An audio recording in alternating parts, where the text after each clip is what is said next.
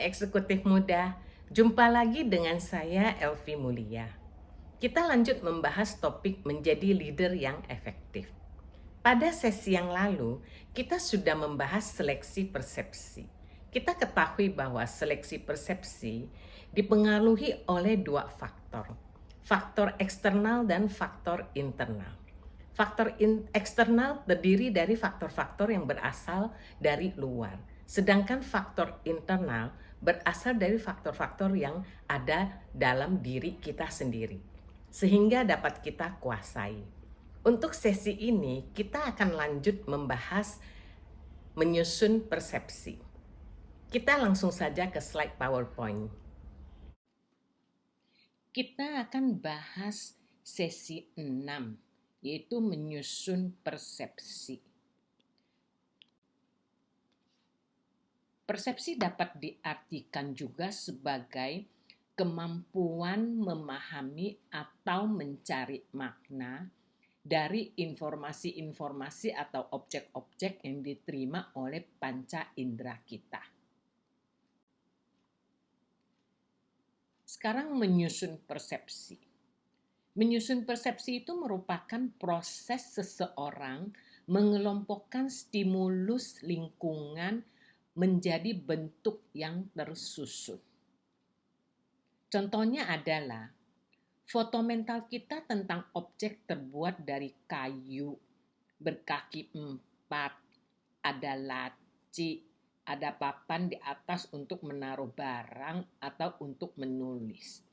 Maka kita langsung persepsi bahwa itu adalah meja kerja atau meja kantor.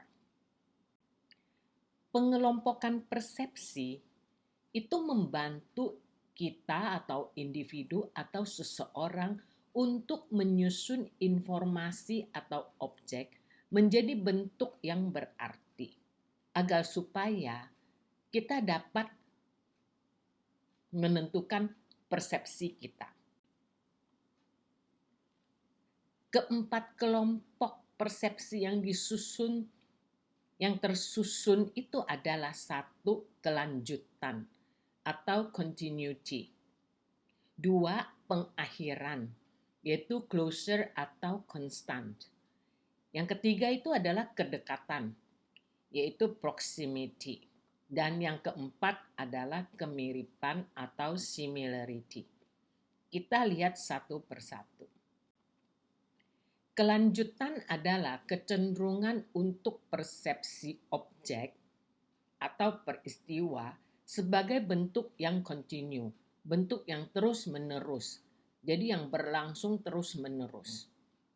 Kelebihannya adalah berguna untuk menyusun prinsip atau fondasi atau foundation.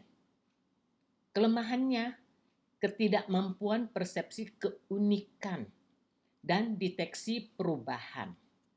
Common error-nya adalah kita suka asumsi bahwa masa depan hanyalah refleksi peristiwa dan tren masa sekarang. Jadi ke depan-depannya adalah seperti sekarang. Pengakhiran, yaitu nomor 2. Constant atau closure, yaitu kecenderungan persepsi objek sebagai konstan. Kelebihannya, kemampuan membuat persepsi atas objek sebagai keseluruhan, walaupun hanya sebagian saja yang dilihat. Contohnya adalah seorang manajer yang harus mengambil keputusan penting tapi sangat kompleks. Manajer tersebut dapat membentuk gambaran yang tepat terhadap isu atau masalah walaupun informasi tidak lengkap. Karena berdasarkan pengalaman dan imajinasi, manajer dapat mengisi bagian dari missing pieces-nya ini yang diperlukan untuk mengambil keputusan. Jadi sebuah peristiwa atau objek yang dilihat itu tidak lengkap sampai ke detail-detailnya untuk seorang manajer mengambil keputusan. Tentu saja kita harus mampu membuat hipotesa dari informasi-informasi yang kita peroleh. Yang penting informasi itu harus cukup buat kita menarik hipotesa sehingga kita bisa mengisi missing piecesnya itu agar kita dapat mengambil keputusan yang tepat. Kita lihat contoh gambar ini.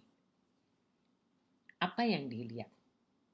Kebanyakan orang melihat Dalmatian berjalan menuju pohon. Tetapi ada juga yang tidak melihat karena dia tidak mengenal Dalmatian. Tidak mampu membuat persepsi seperti itu. Mungkin yang dilihat dia hanya ada titik-titik-titik atau jalanan yang kotor atau apa gitu loh. Karena kenapa? Tidak mempunyai pengalaman mengenal Dalmatian. Yang ketiga adalah kedekatan, yaitu sekelompok objek dapat dipersepsi saling berhubungan karena kedekatan satu dengan yang lain. Contohnya adalah karyawan sering persepsi karyawan lain bekerja sama dalam satu divisi sebagai satu tim karena kedekatan fisik mereka.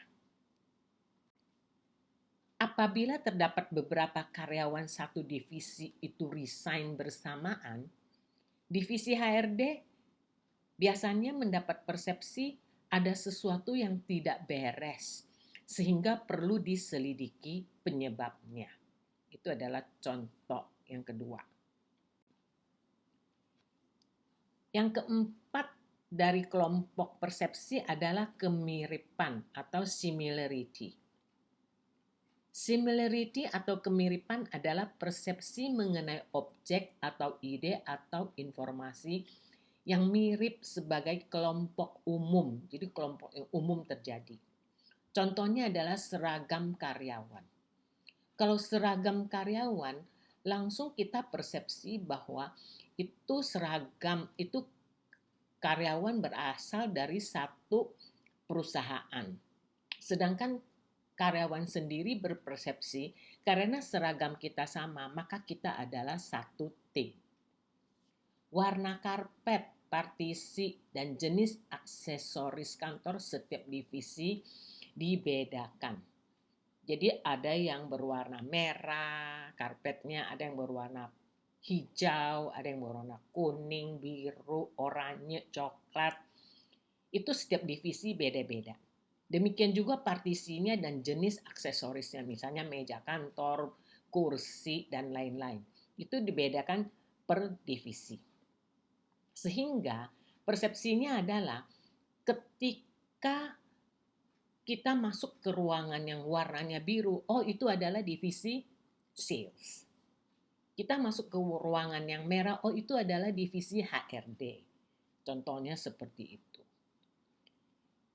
Seragam masuk pabrik, karyawan bagian produksi dibedakan warnanya dengan seragam untuk tamu. Ini pasti dilakukan. Tujuannya adalah apa? Supaya karyawan pabrik itu dapat membedakan yang mana tamu dan yang mana teman atau kolega kerja.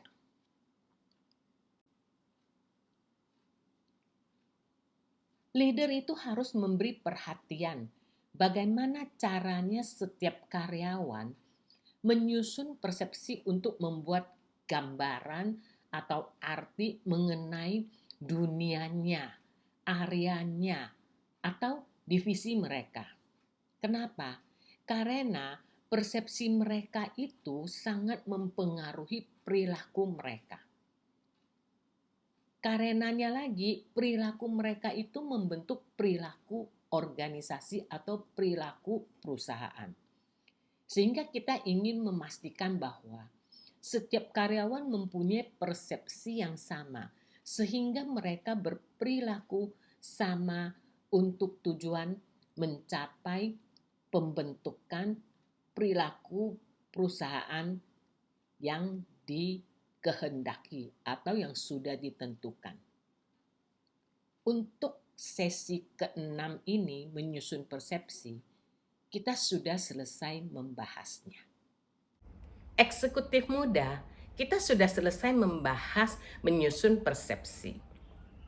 Kita ketahui bahwa proses menyusun persepsi adalah mengelompokkan stimulus, objek, dan informasi ke dalam 4 kelompok besar yang tersusun dan memberi arti, sehingga dapat kita pergunakan untuk membentuk persepsi.